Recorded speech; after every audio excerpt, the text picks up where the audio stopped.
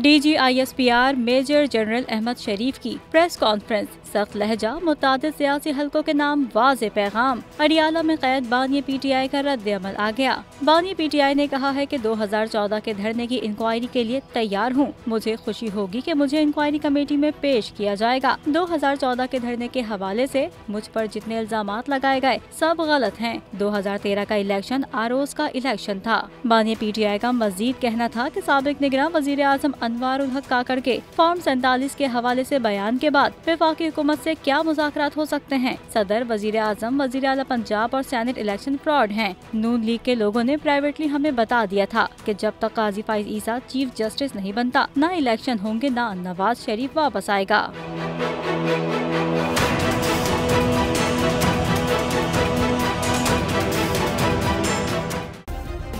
Subscribe करें और bell दबाएं ताकि कोई खबर रह न जाए।